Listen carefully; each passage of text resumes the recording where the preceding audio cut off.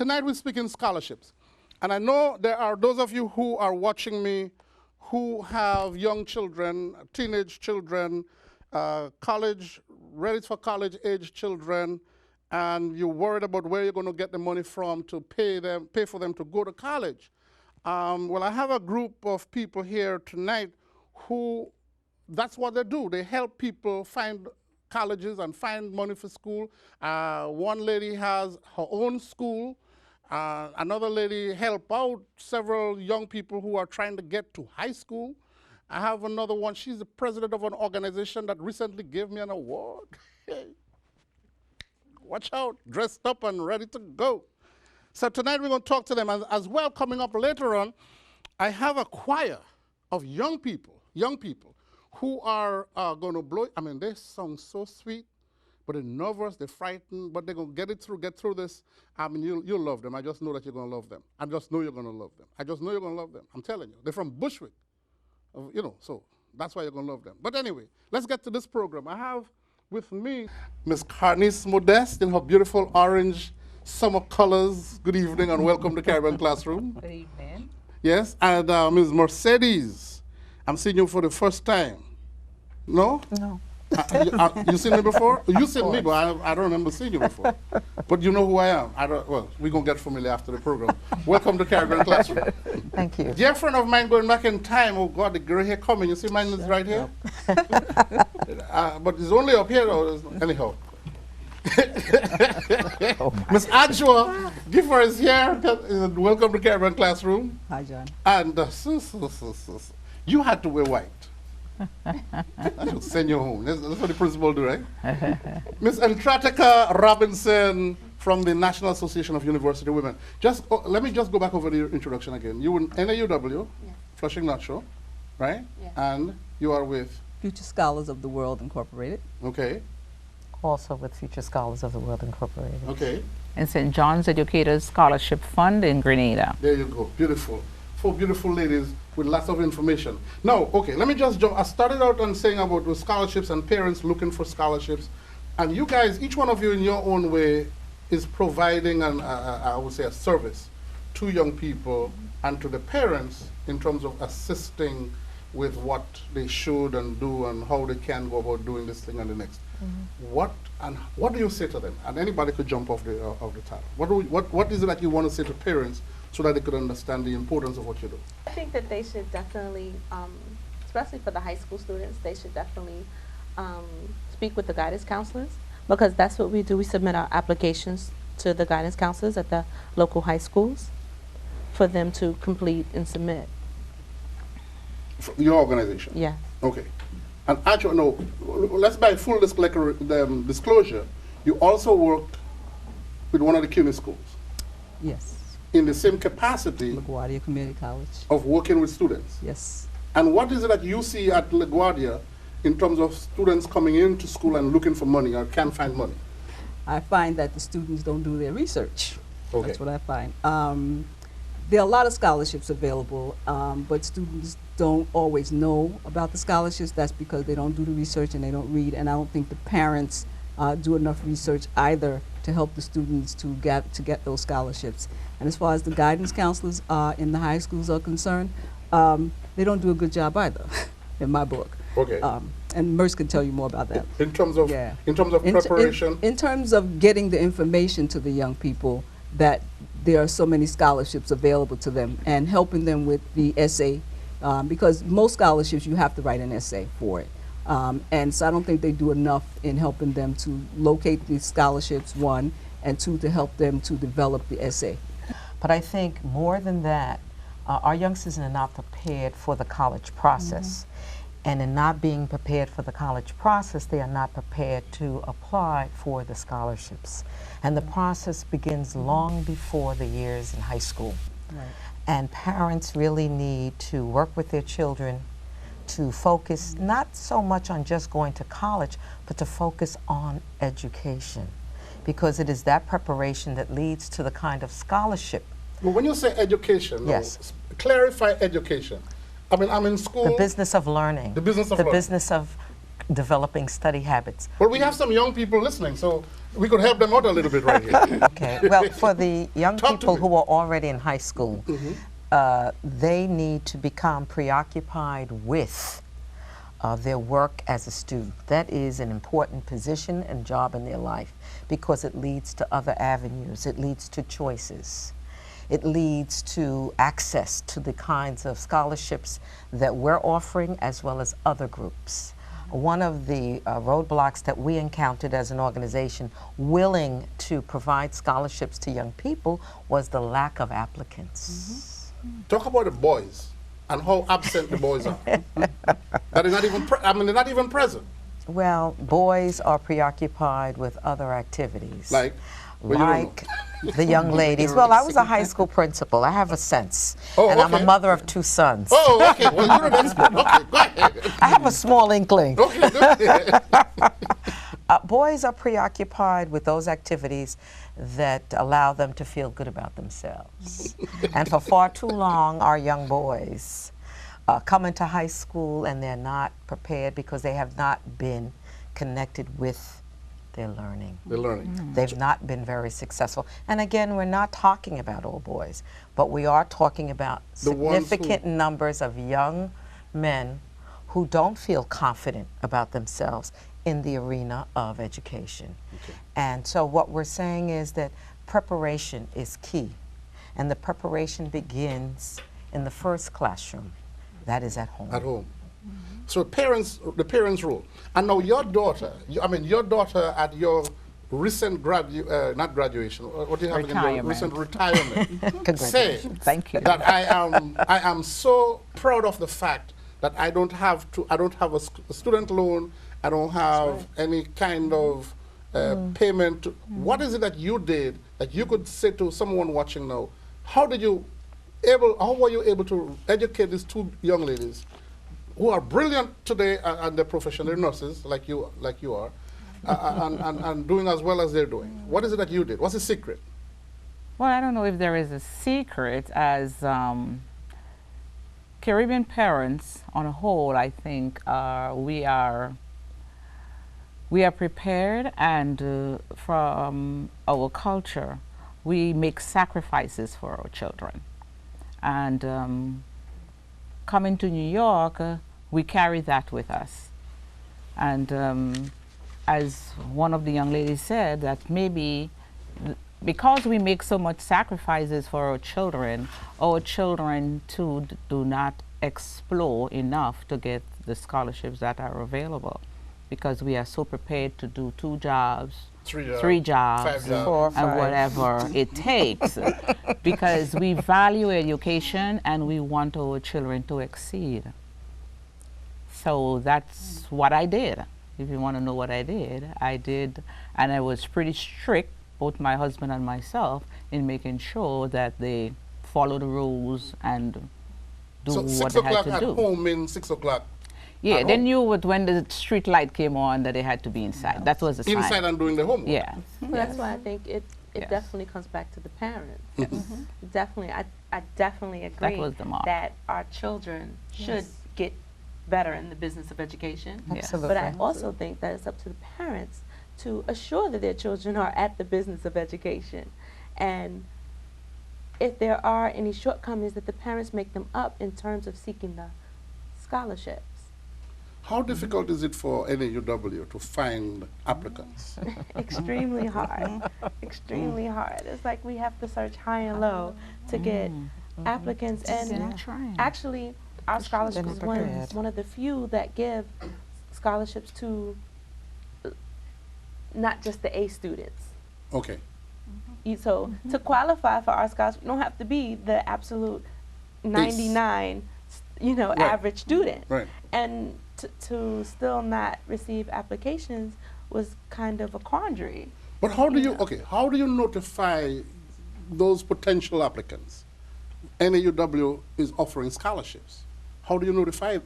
Well, generally, we've gone through the schools, high schools? the high schools, right? Okay. And we go to the library, like just the local community, letting other organizations know that the application is available. Churches? Yes. And still having a difficult time.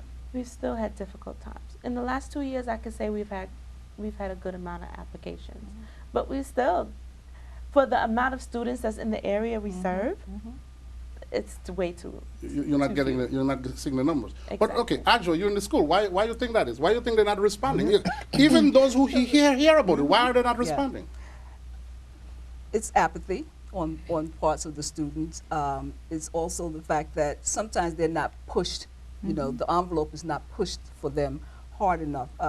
We run a GED program, and so we just entwined in that is college preparation. So we say that, yeah, you might get your GED, but it doesn't stop there. You have to go on to college. So we look for the scholarships. We look, you know, we help them with their financial aid packages and things of that nature, but it doesn't happen everywhere. So where we might do 20 or 30, you know, I mean, you can multiply that exponentially, the amount of students that need the scholarship money, but don't look for it. They don't go to the library and do research. They don't go online and do research. They don't go see the counselors. And sometimes they go see the counselors, but the counselors too sometimes tell them, "Oh, we don't have anything available." Because so that happens too. But wait. You said a former principal. Yes, I was. So what is it that the counselors are not doing? Well, I'm not. Those not all counselors, not all No, counselors. I understand. But I those understand. who, what is it that they're not doing? Well, one of the things that I saw when I took this school over was that the students, while there was potential for them to apply for scholarships and to go to college, many of them had this apathy that Andrea spoke of. They did not have this attitude that I can do this and I'm going to do it. They didn't see their purpose in that realm. And so we created a course for seniors that would help them with the application process, that would help them to write the obstacle essay, which is required for most of the scholarships. Right. And even with that kind of support that was provided in this school, and that was one of the schools that we sent this package for the scholarship to, we still did not receive significant numbers of youngsters applying. And I think in part that has to do with that it requires work. It requires a certain level of discipline that unfortunately too many of our youngsters are not willing to develop. You have your school in Malam. Malum. Oh, Malam. Excuse me. In Malam, Get it right. Malum, Ghana. Ghana. Why you need to go to Ghana to establish a school when we have students here who need the help You don't want to ask me that question. Go ahead. That's not the question you asked me. Listen to me. I work with the students here in New York City. And Merce can attest to the fact that we put out a scholarship application, and we got very few applicants, and we sent it to all the schools in Queens, in Southeastern Queens. So why Ghana? Well, Barbara, my girlfriend Barbara over here, and I went to Ghana 16 years ago, and about 7 years ago, we visited this particular village, Oshie, and they asked us if we can help them, you know, build. We had actually adopted the school and was paying the tuition for all the young people in the school. How many students was that? And when we started, it was like 120, 122 students. We almost have about 600 students now in our school. So Thank you. educational materials, you know, as you'll see in some of the slides, we took books for the young people. I mean, just for those young people, books are so important to them because they don't have the opportunity to be able to get a book from anywhere. So for us to bring books to them, it's for them, it's like Christmas in July, you know. So that particular village is in so much need, and you can probably say this about most of the countries in Africa, and not everybody in Africa is poor. Let's get that straight. Not everybody's poor. Like I saw one of the pictures with there's a Volkswagen or a Toyota van standing right there, like, you know. Yeah. And I knew that was not a Toyota. That was not a Toyota van. It wasn't mine either. You know, but they thirst for education. Right. All right, and the fact that they have to pay for it, young people, you don't have to pay for yours here. In the United States. Right. You don't have to pay for it. Right. We give you the books, you throw them away. We give you the pens and the pencils, you don't pick them up. You know, you don't open the book to study. And I'm not saying all of them, you know, because we none of those who are here right now. None of these. We have a lot of students who go off to college, a lot of students. Right. But these are people who are thirsting for the knowledge. And so, you know, we do our missionary work, if you want to call it that. why you got involved with this thing? Why I got involved? Good question. Well, I'm a product of poverty myself. So I That's not didn't true. didn't have You don't have plenty of money. But I haven't had the opportunity to go to secondary school, what we call high school here. right. However, I managed and sacrificed and excel very well. Today, I'm sitting with a master's degree in nursing with a focus on nursing education. So I thought it best that I should give back to my community where I came from. So the thought came to me that I should honor the educators whom I benefited from. Okay. Because I was able to leave Grenada and come to New York and do a GED without attending high school in Grenada, which shows the level of education in Grenada at the time that would have allowed me to do that. So now I wanted to do something to help the children who are less fortunate, who, as you said, are not able to buy the books, the shoes, the uniform. Because right now, education, high school education in Grenada is free. The Right. parents do not have to pay. However, they still have problems providing the transportation to get to school. They still have problems buying the uniform, the books, and whatever else it takes, the lunch, to provide for the children to go to school. Right. So I had a thought that I should develop a scholarship, one child, two children, by myself. And this is high school. We're not talking High school, high school to college. You're saying from just from primary school to high school. Right. So I shared that thought with a friend of mine, Mr. Michael Passy, and then he said, well, why not just say St. John's educators instead of focusing on just the principal who I owe and I have in such high esteem. Okay, so And his name, what was his name? Eli Peters. Okay. Okay, so we decided to honor all the educators in the parish of St. John, where I am from, and so we started in 2008. We gave the first 2 scholarships, and we have increased every year by 2. So now we're up to No, I think we're up to 6. Can we see the 6. slide? We have some slide. Go ahead. We're up to 6. And the parents and the children, they are very grateful. Every year we have No, go back to the ceremony the students, yeah. where Those are the 6 on the screen now. the parents and the children 6 or 5? 6, right. get together and So then, okay, let's go to the fun stuff. And so you do this thing, the boat ride. Now we could. yes. You know, So I had to become very creative in coming up with ideas to raise funds, because this is just one person, not an organization. And my partner, Michael Passy, he lives in Alabama, so he cannot give me as much physical help. So there is a website that says GoGov, which is the tongue from where we're from. And Mr. John Crow happened to be browsing, or somebody informed him Somebody that tell me about the website, and I there was a went to the website. And he saw that I was struggling with this thing all by myself, and he said, "This lady needs help." And I didn't even know who you were. I yes, truly didn't know. we But no, I didn't know saw, each what other. really got me involved is that I saw scholarship Right. children, and I said, well, home, I'm not from that town. Right, I'm not from that part of the island, but I saw it as a need, and I said, well, I could help. I mean, right. I ain't got money in my pocket, but I could, whatever the Yes. assistance that are needed, I could, Yes. you know, put myself in there and try to make it happen. But So yeah, we have been doing a number of activities, like every Mother's Day we have made it now an annual event that we do a luncheon cruise. And people enjoy it and they support us. This was our second one this year. We are now looking to do a luncheon. We're going to do a theater luncheon at Huntington Hills Playhouse on July 30th. So we're hoping that to be a success where we can send some more funds home. Well, we do actually give out scholarships every year. We try to give out no less than 5, though.